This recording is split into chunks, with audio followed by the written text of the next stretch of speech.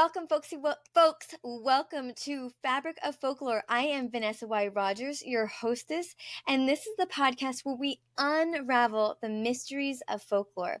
And folklore includes more than just stories. It includes customs, traditions, jokes, and more. Birthdays, for instance, are celebrated differently around the world. Many in the West are familiar with the importance of birthday milestones, such as the Sweet 16, or the Latin tradition of quinceañeras at the age of 15 years of age. In Jewish culture, there's the bat mitzvah and the bar mitzvah for girls at 12 and boys at 13. However, in Korea, there's even a milestone celebration for infants of 100 days of being alive on the earth. This celebration is called Baek-il and originated from the times previous when life was harsher, when many babies didn't survive past the 3-month mark due to frailty of infants and childhood diseases. So today, many families have symbolic large celebrations to congratulate the parents and families for the survival of this infant during their most vulnerable time of life. And there are many who really want to focus just on similarities across cultures. But on this podcast, I argue that the differences are just as important, especially when we strive to understand the origins and the roots. And that is really the goal of this podcast, is to explore what makes humans both different and similar so that we can understand one another at a more fundamental level. So that sounds like a podcast you want to continue to listen to. Make sure you hit that subscribe button, whether you're watching on YouTube or you're listening on your favorite podcasting platform like Spotify or Apple or iHeartRadio. And so you get notifications when we drop our episodes most weeks. Today we have a fantastic show for you today. You'll be really excited to be listening to this one. We're going to be exploring festivals around the world, but primarily in the U.S. Well, I think we're mostly focusing on ones that in the U.S., but we might be talking a little bit about some around the world. Burning Man, Wife Carrying Championship, and exploring many others that you may or may not have heard of. Jacob Quijas is a native to South Texas. Woohoo, Texas! Although he graduated from the University of Texas Rio Grande Valley with a bachelor's degree in marine biology, he has found another passion for cultural anthropology with a focus on festivals. He is the host and creator of a podcast titled Viva La Festiva podcast, which he explores festivals in the U.S. and occasionally around the world. And he's getting ready to start his 3rd season of the podcast in January 2025. And I personally am excited about this podcast because I love festivals. So thanks so much for joining us, Jacob. Thank you, Vanessa, for having me. I know that the most recent, I think it's Gen X, they have a slang term for Ohio. I think it's like a derogatory term for Ohio, like that's so Ohio. I don't really even know what it is, but I lived in Ohio for a year, and one of the reasons I loved living there was because of the festivals. I don't know if you've gone to any of Ohio festivals, but there were like 10 every weekend in the fall. It was my heaven. It was wonderful. Yeah, it's so funny. People could mention a state, and don't quiz me on that, but like most of the time people can mention a state, and I could like tell them at least one festival in there. So whenever you said Ohio, I thought of Bach Fest, which I believe happens in either Cincinnati or Cleveland or Columbus, one of the C's. And yeah, that's it's the Bach Fest, and it's like a huge festival. So it's funny. What is it? Like the music, the It's composer it's Bach? It's kind of no, it's BOCK, and I think it's more of like a beer fest kind of Mm-hmm. festival. Yeah, but they have this really funny pageant where they crown a sausage fest queen or a sausage queen. Oh my Yeah, goodness. Yeah, so very I funny. I was amazed because when we lived there, there's a strong Amish community, so there were several like kind of Amish festivals, but then there was like a marigold festival and a beer festival and a pretzel festival and a chocolate festival and like basically any side any type of food, they had a Oh yeah. festival for it. And I was like, yes, I am here for this. Oh, definitely. I definitely think that there is a huge like combination, a huge merge whenever it comes to food and festivals. Hmm. One, because people might just be super passionate about that food, but also some of these foods have traditional or cultural significance in their Hmm. culture, right? So I think that's really cool. I've debated on the idea of starting like a segment on or a separate podcast that's just about that relationship about food and festivals. So Oh wow, yeah. yeah. I would listen to that. Although I sometimes I find myself not liking listening to food or watching food shows because I'm just hungry. It just makes me really Oh, definitely. hungry. And then you're Definitely. like exhausted and then you don't want to actually cook. Right, especially since a lot of those festival foods are often fried, and it's like, maybe I Yes. shouldn't indulge. Exactly. Exactly. Okay, so your podcast named talk to us about your podcast. What how did you get started on this journey? Sure. So, I discovered at an early age that I'm a big extrovert. Like I love crowds of people. I love going to whether that's just like watching a live band perform or running in a 5K or even just going to like a sporting event, even though I'm not really big on sports, like being at an actual sporting event is just a lot of fun with me.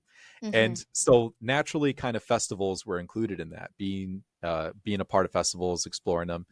And it was one time I went to go volunteer at a pickle festival in New Hampshire. Yeah, and it's funny because some people are often they hate pickles and some people love pickles, you know. Yeah. And so and when I people love love dill pickles, but I don't like sweet pickles, and there's, like, a huge divide in our family. right, exactly. Yeah, and it's so funny. The people that hate pickles, they're like, absolutely not. Like I have a buddy of mine who if there's a pickle on his burger, he won't take it off and eat it. He'll just not eat the burger. And then you have people that really love pickles, like my cousin who had a pickle themed wedding. So Oh my so gosh. yeah.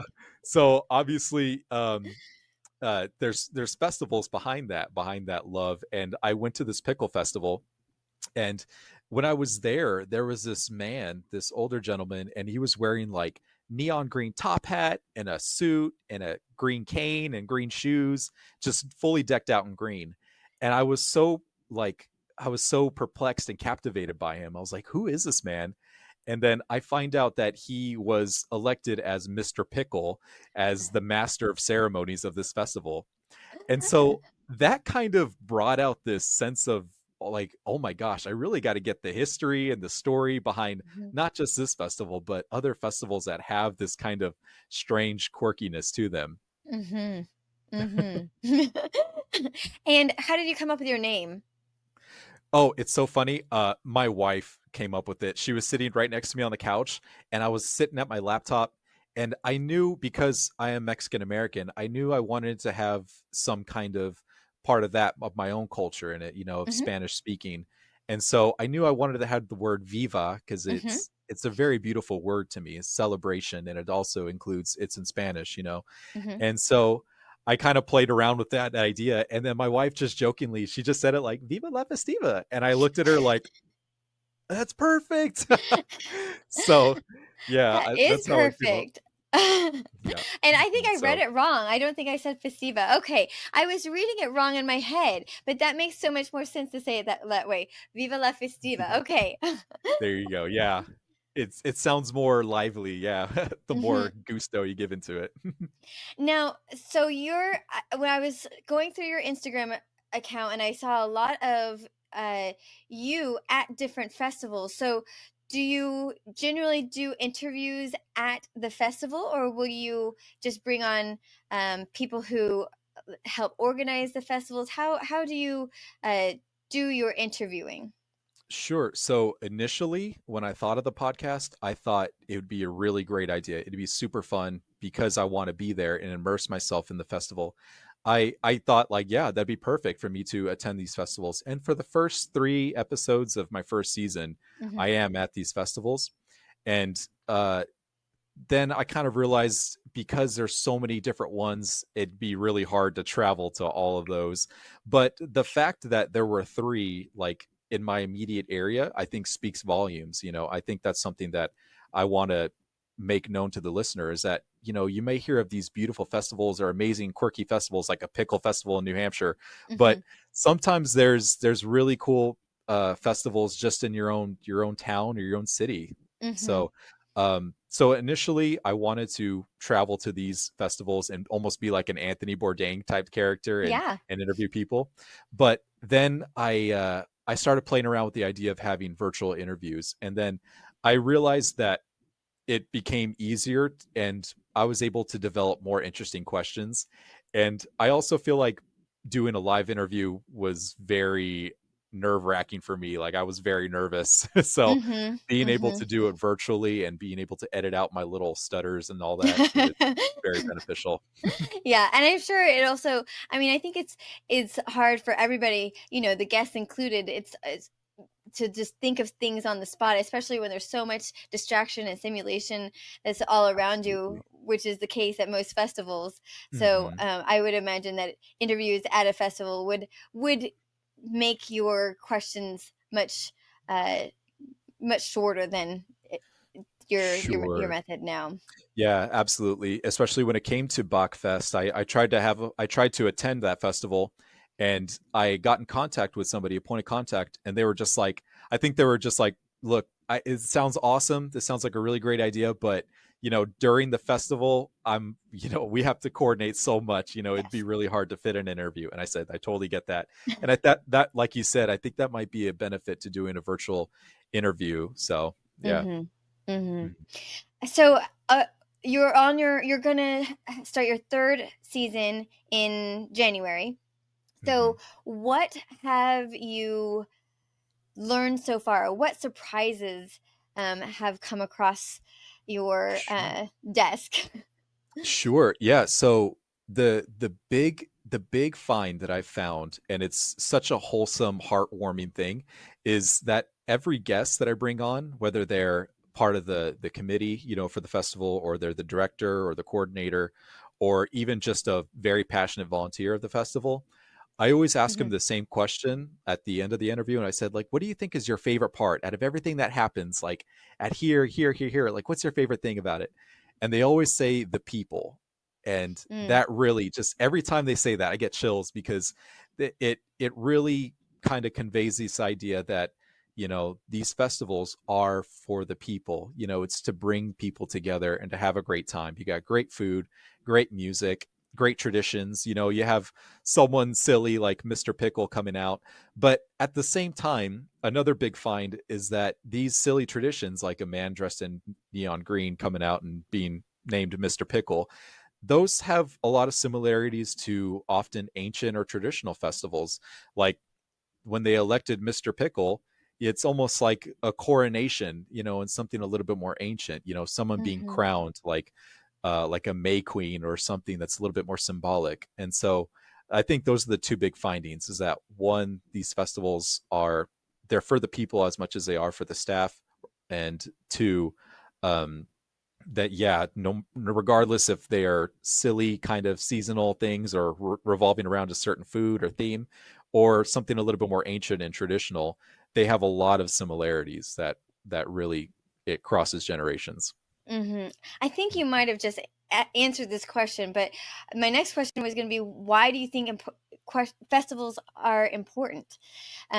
Is there anything you want to add to what you just said? Sure. Yeah. So I think one thing I could add to that is just that uh you know there's many benefits to these festivals. Not only are you having a great time, and not only are their staff feeling a great feeling from providing for the community, but it's also for a great way for local businesses to come out and to meet the community, Hmm. and to promote each other and to say, to realize, hey, like let's say you attend this festival and you meet a business, a local small business that's just started, and they seem like really great people, and they have one of your favorite dishes provided there. Boom, that's a great opportunity for networking, and you gain a certain part of your community that you never thought was there. Hmm. Or, if this is a festival that's revolving around a really niche theme, for an example, like like the Mothman festival that happens at the Mothman Museum, you get that certain person that's really into cryptids and really Hmm. interested in cryptozoology, and so maybe you'll see your coworker there and be like, "What? I didn't know you're into cryptids," and so there's a great relationship that is grown, potential networking. So I think that's one of the big reasons why they're important. Mhm. Do you have a favorite festival or a festival that really brought out this idea in you? Sure. So I guess that's two they separate questions. right, yeah, but I think I got two answers. So the my a recent favorite one, and I can't really say it's my favorite just yet because I haven't learned everything about it, because this is going to be an interview that I'm going to do next season, or the Okay. season coming up. But one that is really kind of caught me smiling is the Blob Fest, and that's exactly what it sounds like. It's a festival celebrating the movie The Blob, and Mm, mhm, that mhm. occurs in Phoenixville, Pennsylvania. And the reasons why it's held there is because the famous theater scene that happens in the Blob was actually filmed at that theater in Phoenixville, Pennsylvania. Cool. Right. And so that's something that's like really funny to me and really cool, and they really are passionate about it. And so that's something that I'm really excited to learn more about. Mhm. And as far as like a more recent favorite festival is, well, I don't want to say recent. I'd say like one that's kind of captivated my mind for a while now, for a few ever since I started the podcast, Mhm. is Burning Man Festival. That one's just really intrigued me. And that one obviously is one we're going to talk about, so that's a great Right. segue. So you have or haven't been to Burning Man? I've never been to Burning Man. No. Okay, Mm-mm. but it's on your bucket list. It's definitely on my bucket list. Yes. Okay, so tell us about Burning Man. What is it? Where is it? What is it about?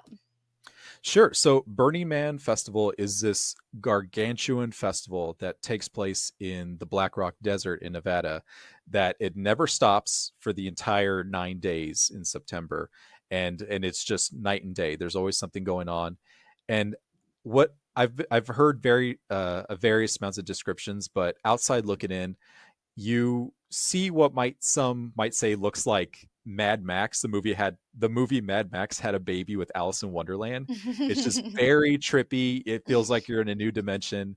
There's just life and colors surrounded by desolate desert. So it's a nice it's a nice juxtaposition of the places. And there's a big difference between what happens in the day and what happens at the nighttime, right? Right, definitely. In the daytime, from what I understand, uh, there's a lot of uh, there's a lot of communication between people, and just sort of like there's like, for an example, this it's like I believe a chapel, or almost like a shrine, where people are allowed to go and to just mentally reflect on themselves. A little bit more peaceful time, and then the nighttime. That's where all the lights and sounds come out, the loud music, just it becomes a very lively time, and the temperature drops significantly at that time as Mhm. well. So Mhm. very, even climate wise, it's a very, I guess, literally night and day difference. Yeah. I was watching, you sent me a link for a video for Burning Man, and I was seeing all these people wearing, like, they were wearing costumes, but I was struck with so many of them wearing swimsuits, and I was like, how are they not burning and dying? Because because I'm from Texas, so I know that, being exposed to just the 30 minutes of direct sunlight without, Mhm. shade or cloud cover is excruciating. It can, like, you can get a really bad sunburn. And I just was like really concerned for all these people that don't Right. have skin cover, not covered up. Definitely. Um, Mhm. but anyways, that was one of my first thoughts. Maybe that's just because I'm a mom and I'm always trying to cover cover up my children I from see. being burned. Right. So what do you think is at the heart of the festival? What is the purpose of Burning Man? So originally, it was in 1986. It started in 1986 at Baker Beach in San Francisco. and it was meant to symbolize the summer solstice, uh, because there was this ceremony of burning wooden structures. That was just part of it. And one of the founders kind of he kind of put his own words. He said that it was just a radical way of self-expression. And so that's kind of like the original. I mean, those words are kind of what it's based on. Mm-hmm. um, since then it moved from San Francisco to Nevada to the Black Rock Desert, and it officially became a public event in 1996. And when I say it it's even though it's in Black Rock Desert, it's so giant that it basically becomes its own city, which they've titled Black Rock City, Mm-hmm. because it really is that big. I believe it even gets like a temporary zip code, and there's also like you can get mail delivered there during this time. Mm-hmm. So, um, and since then, there have been tons of artists, whether that's sculptors, or mixed media, or just musicians. It's really become a great uh, giant festival for art expression. Hmm. And I was really taken aback with um, the gifting community, right? It's not a barter community, it's a gifting community. Can you talk Sure. a little bit about that? Sure. Yeah. So from what I understand, a lot of stuff is free. There is no exchange of a currency or of money, and I think that's become part of the culture. And I think that because a big part of it, of the philosophy, I want to say, or the ideology behind Burning Man, is, from what I understand, is that it's supposed to be like a utopia. Mm-hmm. And a lot of times people say, well, utopias don't work, utopias they don't exist, they can't exist. And some Burning Man people that attend Burning Man, or are also called burners, they Mm-hmm. they might they might agree. They might say, you know what, I think you're right. A utopian society cannot work, but it could work here, and it could work now and for this time being. And so with that, I think that utopian society, that utopia ideology, comes with just giving, and not feeling an obligation to receive for what you give. Hmm. Mhm. Yeah, I was amazed at all the things. I think they said basically you have to bring money for water, right? And then Sure. but food is free. Services like if your shoes break, they have like people who do shoe repair. There's Sure. all sorts of services are people just like put up a tent and they offer their services for free, which is just really kind of a beautiful idea. Sure.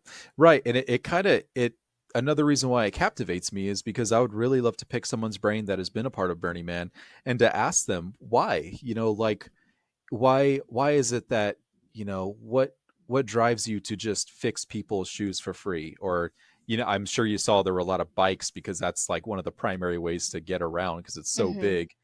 um like, what drives you to repair people's bikes, or to provide these services for free? And so I do think that's an interesting part of the culture there. Hmm. Mhm. And how has the festival changed since, I mean, you said it moved to the desert in 1990, it became public in the Right. desert in Mhm. 1996, and surely it's gone through some evolutions. Is that would you say that's correct? Sure. Oh yeah, definitely. I do think that even it's because it's in the desert, it's definitely evolved on the survival part, because that's very important. We want to be sure this is it's safe as possible. So it has evolved by getting more water available. They've had emergency services that are available, Mhm. because that's really important, especially if you're out there in the desert. Like you said, it's hot. There's uh, there's I'm sorry, I'm kind of drawing a blank. Oh, right. So yeah, there's also like these assigned roles.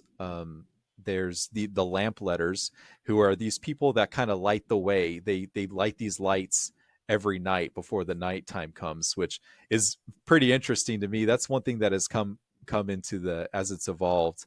And then in addition, it's just grown in size. they've put things in place to kind of make sure to mitigate things like trash. Like I believe they included this fence that's supposed to block trash from escaping, so that Because at of the the end of strong it, wind, right?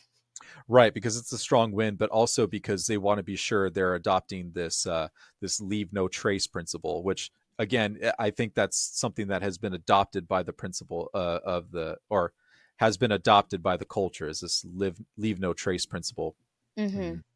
And even water, right? You're not supposed to dump your water uh, Right. before you Mhm. leave. You're supposed to take what water you have with you, right? And is that because the ground just couldn't handle that amount of water, or what?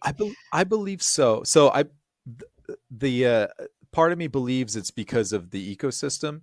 You Hmm. know, even though it is a desolate desert, you might not want to provide water that might have something that could somehow ruin the ecosystem that's below the Yeah. surface.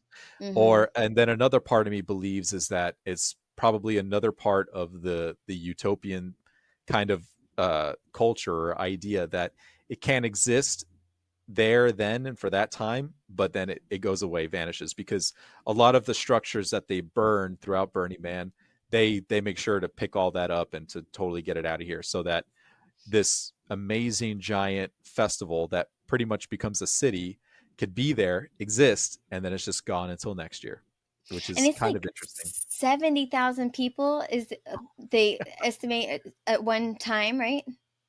Oh yeah, 70,000. I mean, and some of those people have been there. I'm sure have been there from the beginning, and sometimes Hmm. it's their first time. So I'm sure that number changes, but a good amount of it, I'm sure, is people that recur or come back to it.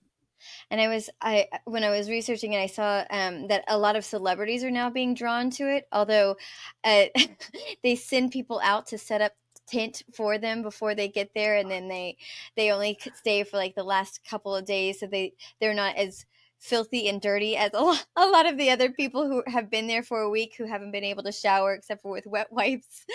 um, Sure. Yeah. I do think that like many different people come with a different kind of plan or mindset. I have heard of people showing up with their $500,000 RVs, you know, their house on wheels and pulling up, and they probably take a hot shower every night. yeah. And I'm sure there's also people who just sleep in a little tent and hopefully Hmm. the sandstorm doesn't blow it away. And so I think that comes to what people are wanting to get out of the festival. So like you said, sometimes those celebrities, they might just want to come and enjoy the just being there, to say they've been there and to enjoy Uh-huh. some music for a couple days and then get out of there. And then some people want the full force of the desert against them. Yeah. Which, in the videos, it was kind of crazy. I mean, you think of the desert, but then you forget, I think, a lot of times that there's these sandstorms, and Sure. those to be a very regular occurrence. Is that, I don't know Oh, if that's like a sure. daily occurrence, or I don't know if that, do you know? No, I'm not sure about how many times. I do know it's common, but not just sandstorms, but just like if there's not sand, it could just be wind Yeah, that's hurting you, right? And I think even rain last year was a problem, which you wouldn't think rain in a desert would be a right. problem, but yeah, sometimes that happens as well. Interesting. So it Mhm. rained a lot last year? Right. Yeah, I think some people got stranded out there because maybe they were in their vehicles and Yeah. they couldn't get out of the mud, I suppose. Yeah. So, I'm sure my children, the first question they would ask is, "Where's the quicksand?" oh, yeah, I didn't think about that. So speaking of children, do you know, I think that they have an area that's called Kidsville. Is that something you Oh, know about? I'm not aware of that, but I do know that because because I honestly I don't think personally, and to each their own. I'm not a parent, so I wouldn't know, but like Mhm. I think I would I would feel a little worried if I had my child out in that, unless I had one of those $500,000 RVs out there, or just a Mhm. really safe space for him or her. So when it comes to children, I don't really think of Burning Man as a very child friendly place, Mhm. but if they do have a kid area, that'd be very I'm sure because they have a medical emergency services of that. That seems like a really safe place. And then I do know that because it's so big, I guess there could be. I don't see why not. There couldn't be an area just for safe a safe area for kids and for families. So Mhm. Yeah, I mean, I just came across it that there was a Kidsville Oh, area that is specifically for families with children. So I thought wow. that was interesting because you think of Burning Man as just for like kind of younger adults, but Mhm. evidently, older people go as well. Like the people you said, burners who've been there since like the beginning. They've Sure. been eight. I mean, what is that? 90 from 86 or 96, Right. I guess, depending on when you're considering it. That's 20 Sure. years, 30 years ago. Oh my goodness. That's Right. Right, and I mean, some of those people that they return, they almost feel like it's and this is true across many different cultures and many different festivals, that some of these people that are returning burners, they almost feel like it's a necessity, or it's therapeutic, and Mhm, it's almost like a mental checkup to attend this festival. So, these people, it's I think maybe they are introduced to it as a young adult, but I don't think it's limited to just them. I think as they get older, sometimes it could even mean more to them when they're becoming older. mhm.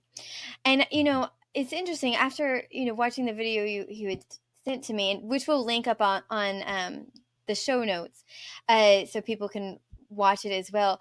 I had never really considered going to Burning Man because for me, I just thought it was like kind of like a sex and drug festival where people are just it's a free for all. And from what I've understood, yes, uh there's some drugs, but there are a lot of undercover cops, but they so they don't it's not going around freely, and people are Mhm. walking around naked because it's allowed, but it's a lot, Right. there's a lot more to it than just uh there being free sex, and not free sex, but sex Right. temps, I guess. Very prevalent, right. And that kind of goes back to what I said before, because I think you're right. Like there definitely is a drug culture, and that's seen not just in Burning Man, but a lot of music festivals. At least from my experience, whenever I look up festivals, a lot of times the music ones, there is a little bit of a rave culture with which includes drugs, Hmm. and but I think going back to what I said, that it's so big that I think that there's ways to kind of be separate from that. Hmm. Like I said, during the daytime there is like certain areas of reflection, like the chapel I had mentioned, or just fun and games that you could do. I think in that video that I sent you, there were like people bowling, there were people having like these little stick fights, and stuff like that. So Hmm. I do think there's something for everybody, that to the point where it might be there, this drug and sex culture, but it doesn't have to be, included in your experience. Hmm. Hmm. What do you think that people need to understand about Burning Man that isn't necessarily understood by outsiders? Uh, I think what needs to be understood is that this is something that is more than just a festival. I have a friend of mine that actually went this past year, and it was her first one. And while she was there, she experienced like some ups and downs. Yet at the end of it all, she knew she was going to attend next year. Like she knows for a fact she's going to go next year, because Hmm. regardless of those ups and downs, I think she saw it as a rewarding experience. Hmm. And I also think because she and many others go in with a sense of surrendering themselves to the elements and open mindedness. And I know that sounds a little scary at first, but Hmm. if we just think about it for a bit, this is a festival where someone could come with their struggles in mind and mental turmoil, and or just the complete opposite, just a complete enamor admiration for life in general, Mm. and they can come out of this festival with a new mindset, or a new love for themselves, or just be a new invigorated person with incredible personal growth, and I think that's always a good thing. Can you talk about the name of Burning Man? Because, the name Oh, is Burning Man, but I didn't realize that they did so much, like, burning of all the structures, which you can talk about it. Sure. So in the center of Black Rock City, this city that is the festival, they have the Burning Man, and I believe at the end of it, but it's not an actual man. It's a giant wooden structure Hmm. that is shaped of a man.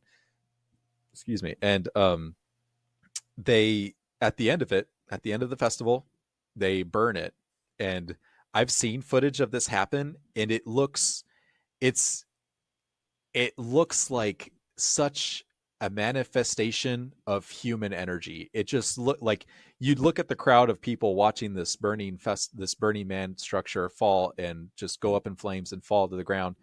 And you look at everybody in the crowd and you can tell that some people, they're just reflecting.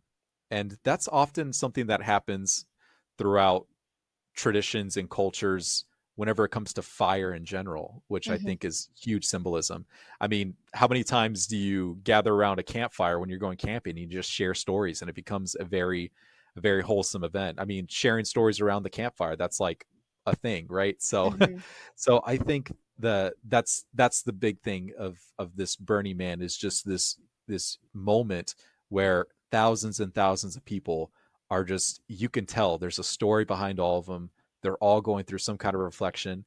Some are cheering, some are crying, some are happy, some are just like just uh just enamored with this fire, and it just holds a significance to each and every one of them. So I Hmm. think that's very, very interesting. And it's different than the temple you were talking about, right? The Burning Man is not the temple. Right. The temple, and I'm sure I have the name of it somewhere. Let me pull it up real quick. Uh the temple, what was it? So the Temple of Direction, and that was a name that I had come across in the video I'd sent you. And I'm not sure if that's always the name of the temple or if Hmm. that changes throughout the year. So that's something I would want to look into.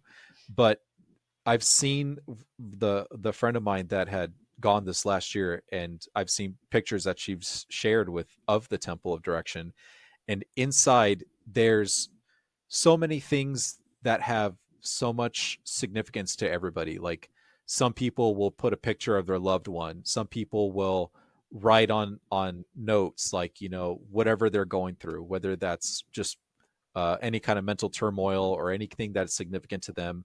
They will just write it. It's just a place where you can just get all your inner thoughts just out, Hmm. and just any kind of mental struggle or inner disturbance that you have. It's just a place that you could reflect and direct your way into a new mentality. So that's something that was different. Hmm. Yeah, I really found that quite beautiful because Oh, yeah. a lot of people would bring, someone a picture of someone kind of. It reminded me kind of the Mexican tradition of the ofrenda for the Day of the Yes, Dead, yes. Mhm. and it was just kind of a way to honor them. And Oh, I definitely. and at the end, the whole temple is burned to the ground as well, just like all the other wooden structures in the Mhm. Burning Man, Right, and it's just supposed to be symbolic of letting go, right? Of right. releasing Mhm. them. Sure. And I think that you just brought up a great point. I mean, even in the Mexican culture, with the ofrenda and Dia de los Muertos, like, it's just there's similarities between these traditions, whether Hmm. that's something that was started in the 80s to something that's been going on for centuries. So Hmm. it's really beautiful. Yeah. Well, is there anything else we need to know before we move on to our next next No, festival? I think we covered a good amount of it. Yeah. All right, cool. All right, the next one is quite a funny one, and I've heard of this one before, but I didn't know very much about it. The wife carrying championship, which sounds totally made up, but obviously it's real. So tell us Mhm. about it. Right. So I think that we need to establish that even though it's a championship, it is a festival. Like, it is a sporting event, like festival where people gather and they have a great time. But yeah, so the wife carrying championship, it arranged. So I might butcher some Finnish words here, but it Easy to originated do. in a yeah, it originated in a small town called Sonkajärvi in Finland in 1992. Hmm. All well, that's when the championship started in Mm-hmm. 1992, and it came to the West in 1999, where it's also they compete in Maine as well. Oh, cool. Like it's like a separate one though. It's not Mm-hmm. like, yeah, it's not the Finnish one. And why? Why? Why do they carry women? Right, exactly. Yeah, that's that's one of the reasons why I had to look into it as well. Yeah. So, this this festival is inspired by a folk tale about there's a person who, I can get the name here. And again, I'm going to butcher some of these some of these words. But we have this 19th century legend of Herko Rosvo Ronkainen, Mm-hmm. and or he also went by Ronkainen the robber. Mm-hmm. And so so there's been many different interpretations of why, what does Ronkainen the robber have to do with carrying wives, you know. Mm-hmm. And but some of the stories that I would hear, or that I've come across, is that, you know, if you wanted to be a part of Ronkainen's crew, like they thought, oh, a great way for me to train to be one of his robbers is, instead of carrying a bunch of stuff, how about I carry my wife and just like go through a bunch of obstacles, and like that'll be a great way to prove myself. Like, yeah, like I could be a great robber, which is kind of strange. Yeah.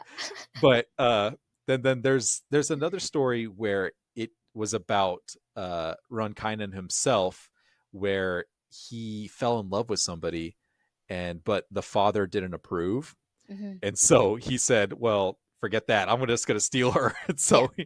so he just takes off with the wife. And so I guess each competitor is Ron Kinen the robber in that situation. Yeah. And yeah, and then lastly, this last story is kind of funny. It's almost like a tax evasion strategy that was kind of cooked up, where like Ron Kynan was trying to get away with all this stolen stuff that he had stolen, some gold, silver, and just stuff that he stole, and he had it in the sack, and he was running away. And when the tax collectors found him, he was like, "Oh no, this isn't stolen stuff. This is my wife," and they were like, okay. And he just goes off. And so that's a very funny story. Those are some of the reasons of why this festival started. Yeah, so it's either you want to be part of his crew, you want to be him, or it's just a tax evasion way.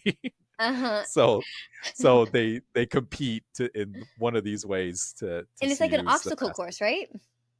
Yes, it's an obstacle course that I believe changes every year, and it's got to be safe. So there it looks a little like scary from what I've seen. I mean, if regardless if you're the one carrying your wife or you're the wife being carried, you're going through some muddy waters and some going under things and over obstacles. So yeah, it's an obstacle course. Hmm.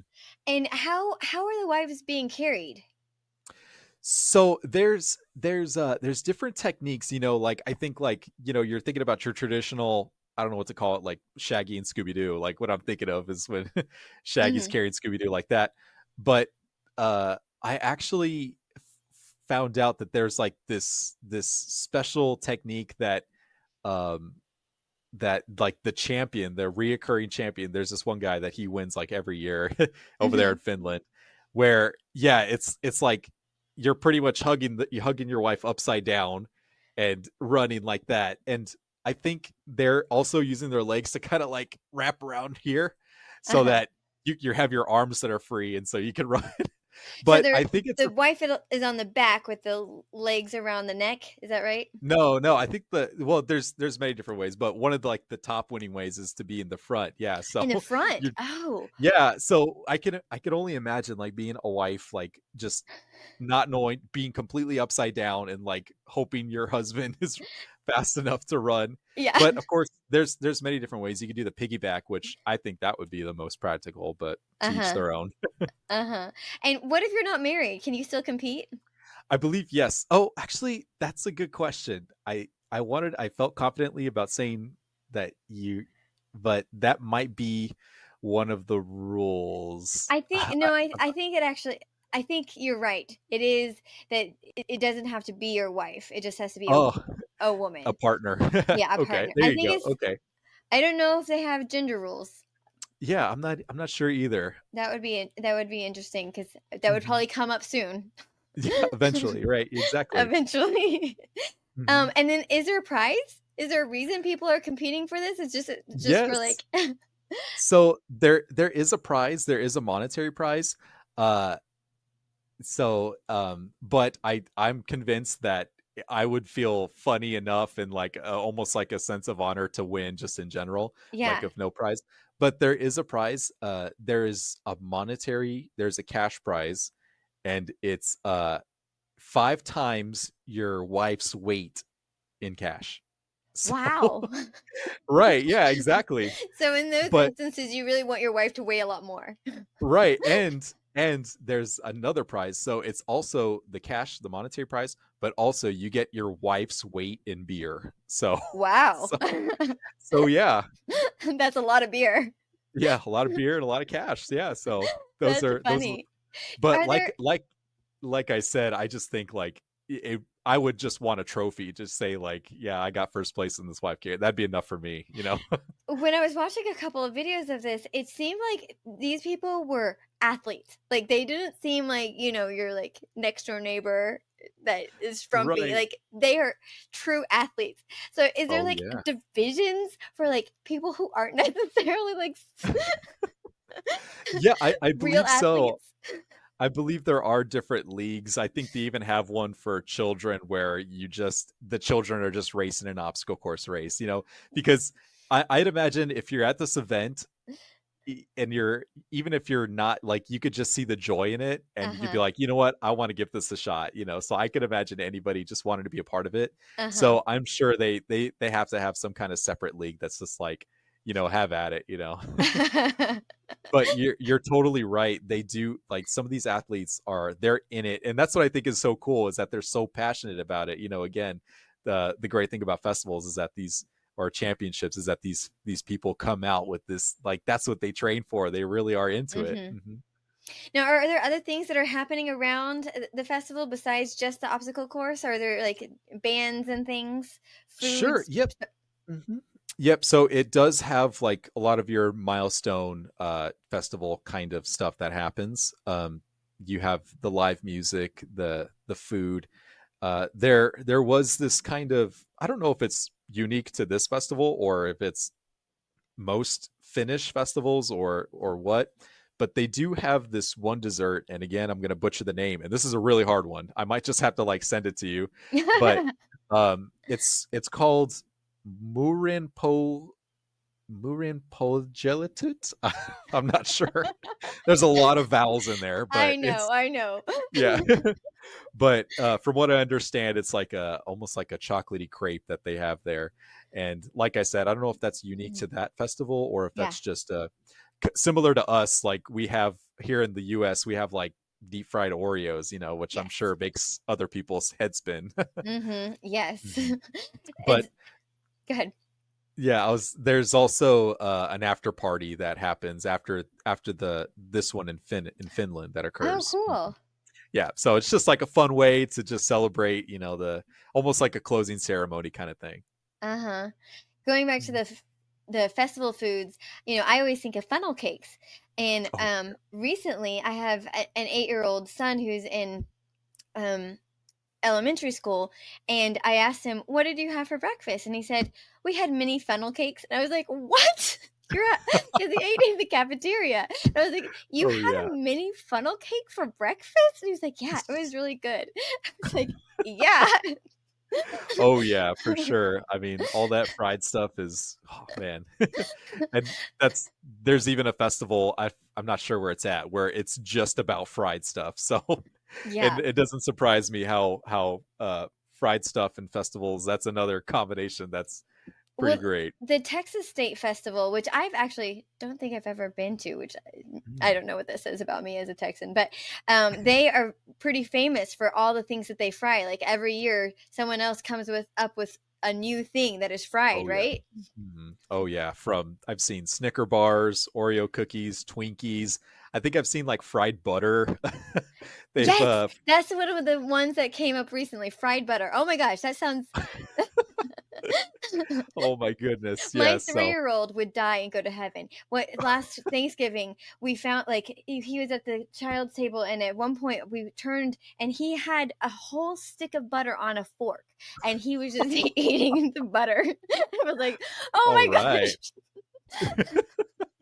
That's incredible. Yeah, yeah, he didn't die. Great. Good. I can't talk about his arteries right now, but Oh, he'll run it off. Yeah, it'd be Yeah. fine.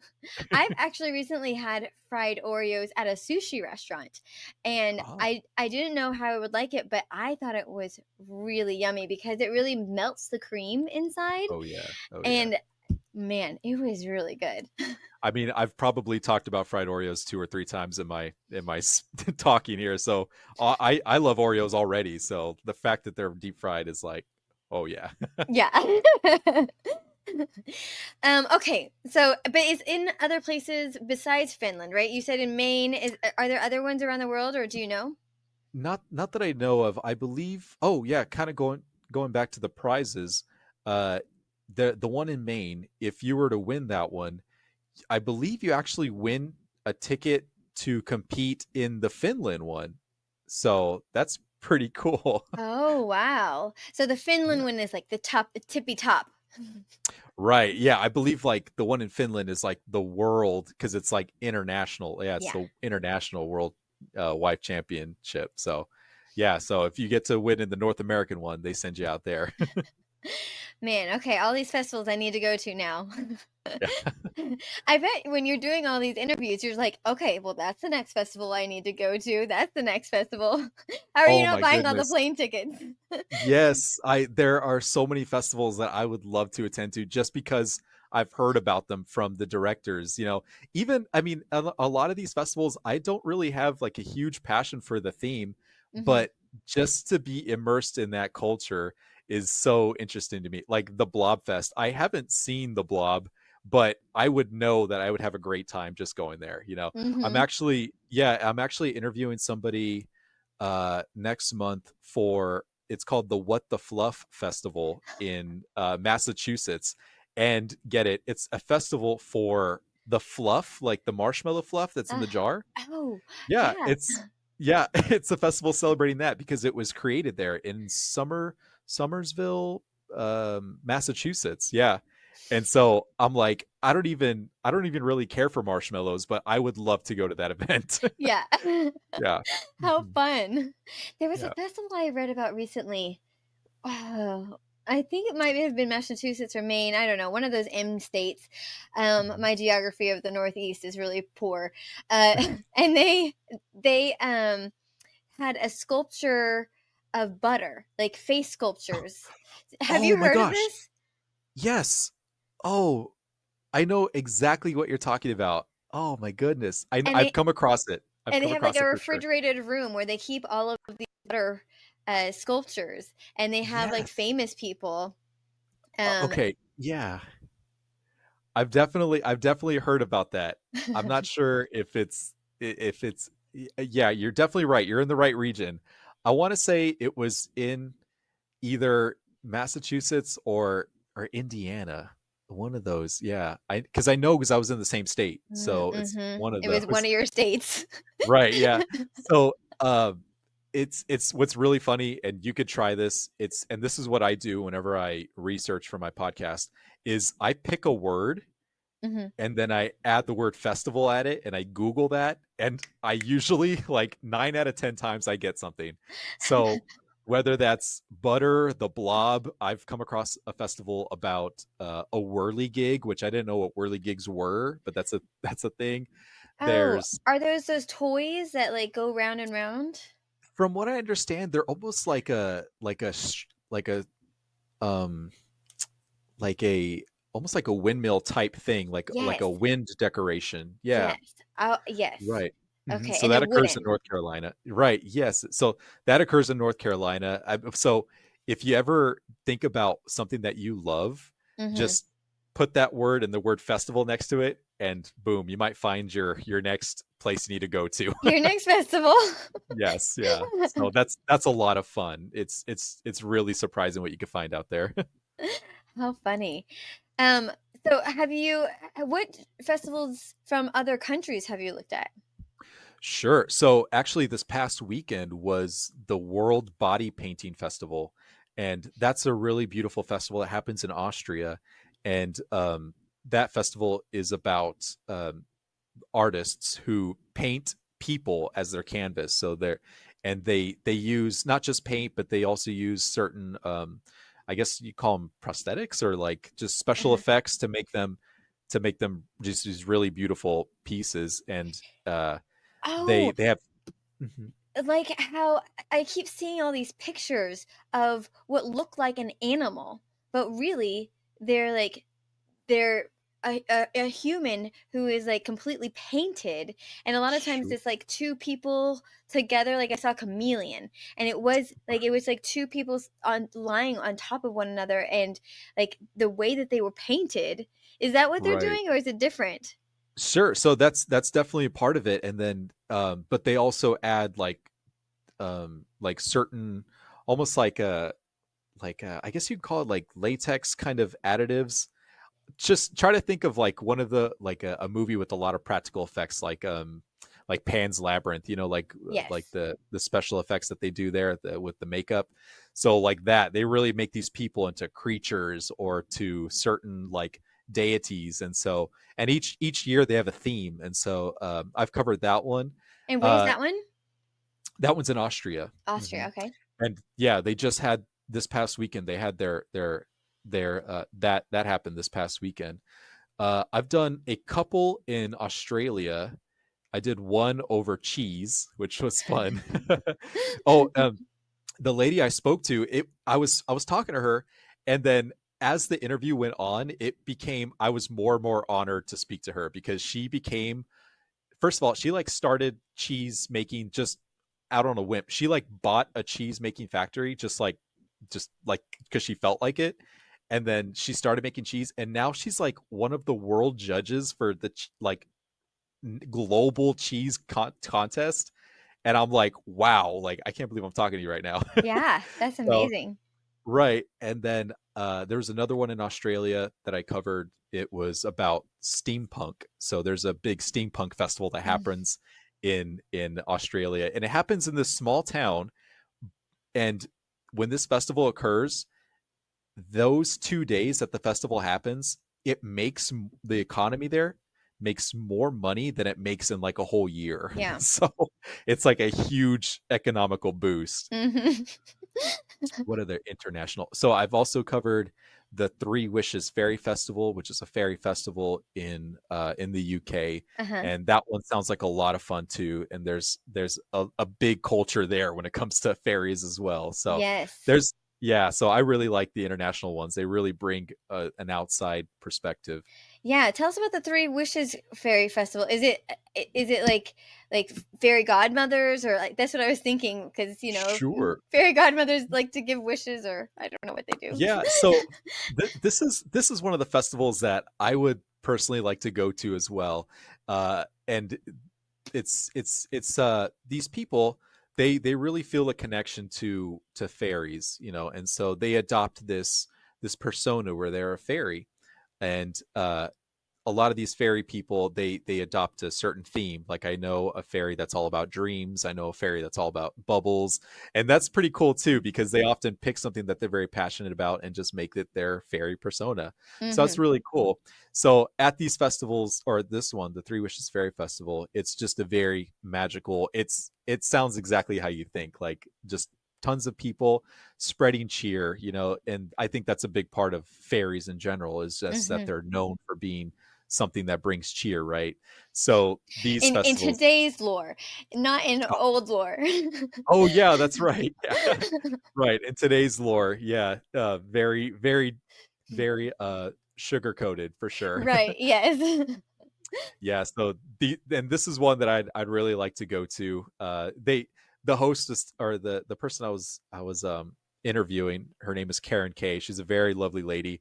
She's whenever you talk to her, in addition, she seems like a very bubbly, just cheerful person. And so Mhm. I think that's something that really appeals to people that are very cheerful, is just Three Wishes Fairy Festival, and it's award winning. Like Wow. it wins awards over there in UK as being one of the a very fun festival. Oh, so another one to put on the bucket list. I see. Sure. Mhm. um, talk to us about some of the other ones. You said there was a mermaid festival? Sure. So yeah, so I think this kind of touches on something else that's really interesting is that whenever you think of mermaids or whenever you think of fairies, you also think of mythical creatures similar to like mermaids, you know. Mm-hmm. Some other ones are like orcs or goblins, or I guess if you want to consider a wizard a creature, but like mythical people, these fantasy based creatures or people. And some of the I think humans, we feel a certain uh just captivation with some of these creatures. Like for an example, the mermaids, you know, I think some people just really love mermaids, and so they become them at this Florida Mermaid Festival. Mm-hmm. It happens in the at the Weeki Wachee Springs State Park in Florida. And from what I understand, just like those fairies that adopt a certain theme, like a Bubbles Mm-hmm. fairy or a Dreams fairy, I believe mermaids as well. They adopt a certain type of mermaid, and it really just I think it really allows them to bring out who they what they love and who they are or who they are inside. Hmm. You Yes, that's know, what. there's a mermaid festival here in Texas. Oh, really? Yeah, in San Marcos. Oh, And wow. yeah, because there used to be an entire so San Marcos, for those who are not from Texas, is a small city, although it's growing, Yes. in between Austin and San Antonio. So Austin and San Antonio are about, from north to south, is about an hour from one another. So it's really midway. And there used to be these like shows that they would have where like people dressed up as mermaids and did like these underwater shows with a pig.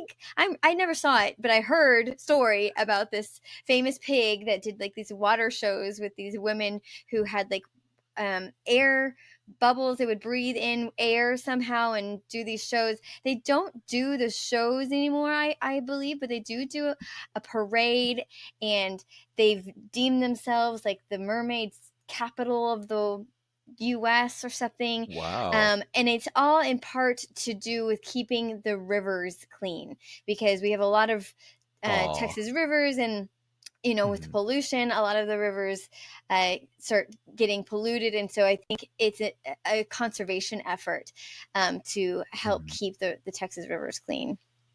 Right. So I think that's really cool that there's a mermaid festival in Texas and there's a mermaid festival in Florida. And that just goes to show doesn't matter which coast you're on, there's a community there, you know? Mhm. Okay. Oh, a Krampus festival. You mentioned there was a Krampus festival, which I I love this. The Right. Krampus character is so interesting.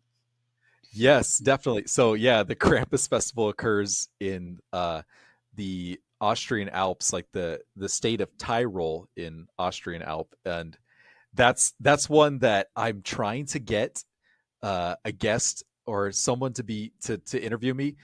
When it comes to getting an international guest, it's sometimes there's a communication barrier that I have to Mm-hmm. kind of lunge across. But sometimes those other countries or states, they have like a tourist department that Mm-hmm. I can kind of get in touch with. So I'm hoping to learn more about the Krampus festival. But I came across this one through Instagram, through my Viva La Festiva Instagram, and I was just going through because my algorithm's all about festivals on that one. So I come across a lot of strange, cool ones. And I just see like a parade of these creepy characters. Like, you know, they're all going down the street. Well, tell And us what I'm Krampus is, because some people may not know who Krampus is. sure. So Krampus, from what I understand, is like the evil Santa Claus, I Mm-hmm. guess is like a I don't want to really say a cryptid, but like a folk tale of tall tale kind of creature Mm-hmm. that I think the parents use to kind of scare the children into behaving, you know. Yeah. So maybe our equivalent of the boogeyman or something. Yeah. So Yes. so I guess this festival celebrates that, you know, kind of embracing the spookiness or the cautiousness of Krampus. And does it happen around Christmas? I'm not entirely sure, but I would think so. I think it does because from what I've seen, it's definitely winter for sure. Because I think the folk tale is like he comes around Christmas time, Oh, that's right. and maybe he leaves coal. I don't know. I'm gonna have a guest on to talk about Krampus now because Yeah, definitely.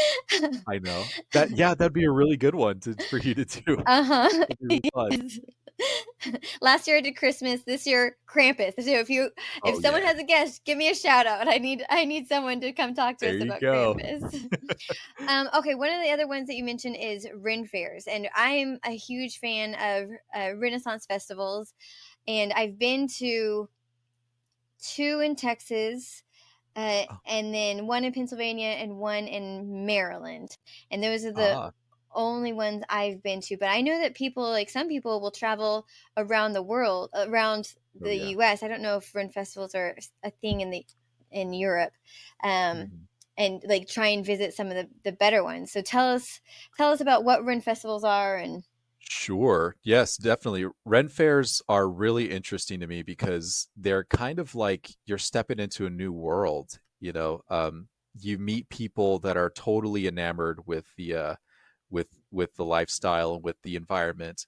I mean, that's why even in movies and stories and every media, you do see some kind of fantasy world involved in it, whether it's video games or any other media. And so Ren fairs are really an opportunity for you to kind of immerse yourself in that world. Uh, I spoke to the director of the Festival of Legends, which is uh, he says it's a fairy festival that's also combined with a Ren fair, Mm, and yeah, it's like he says it's huge, and that these people, what did he say exactly? He said it's like you're stepping into a time that never has been, but it's here now. Like mm-hmm. it's this never existed, but it really should, and it's here now. And so, um, these Ren fairs are just a great opportunity for people, like for the fairy community to come out, the mermaid community to come out. Uh, I know people that even like the orcs or the goblins, even the less loved creatures, they like to dress up as that because they feel an identity with them and want to come out like that. So Well, the so Texas those are a lot of Renaissance fun. Festival even has one weekend that is superheroes, which I have zero idea how that has anything to do with Renaissance Festival. But like, there's a Sure, weekend that's dedicated to superheroes, so sure. people like dress up as superheroes. And then one year, I kept seeing people dressed up as a mushroom, like Oh, the mushrooms that you see, and evidently it's like mushroom core. There's like a whole oh sub yeah. category of people who just I don't really understand. I had to look it up, but I really still didn't understand what was happening. But there were a lot of people Sure, dressed yeah. up as a mushroom. It's really funny that even mushrooms, there's plenty of mushroom festivals. I'm actually going to be interviewing somebody from the Santa Cruz Mushroom Festival pretty soon here. So there's definitely communities for everything. Like I said, just put what you love, put the next put the word festival next to it, and there you go. And so why would why would you suggest people who don't necessarily go to festivals, how would you convince them that it's something that they need to try out? Good question. Um, hmm, really good question. Uh, I think because it's a it's a great opportunity to find something that you love. Like I said, there's many different ways to kind of ease into a festival. There's actually festivals that are celebrated like on your own.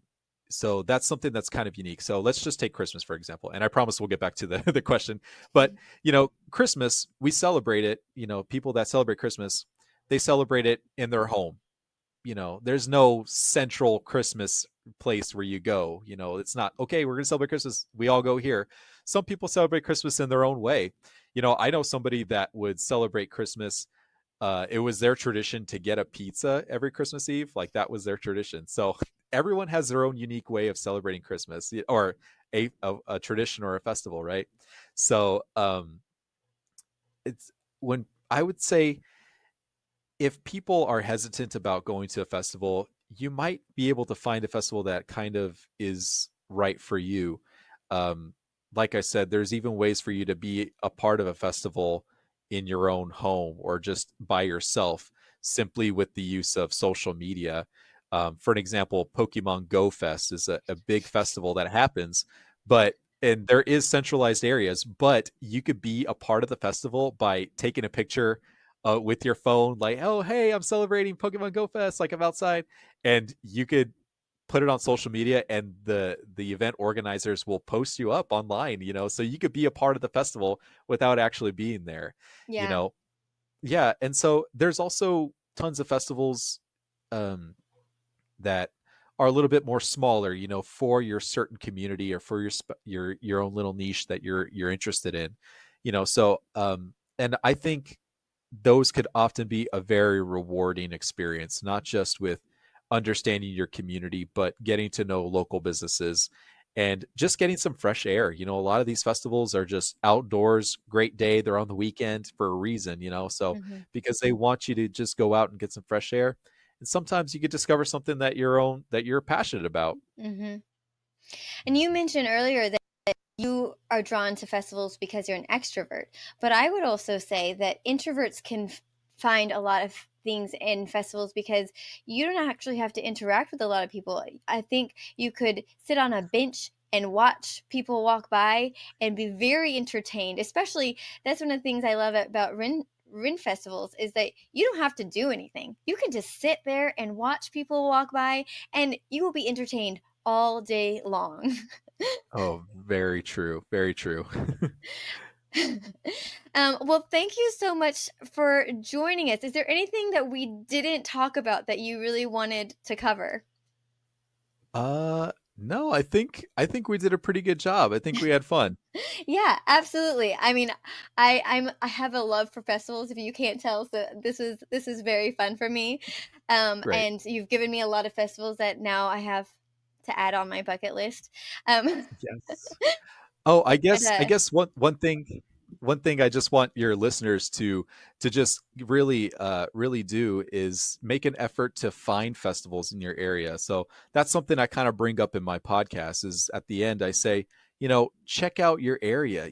Sometimes just your neighborhood will have a festival, of some Mhm, sort. It might be small, it might just be a little cookout, but a lot of those or even your city, go to your city your visitor centers, and a lot of cities, they want to have festivals because they want to grow the community, because I think they understand the benefits of having a close knit community, whether that's a city, a town, or a big metropolis area.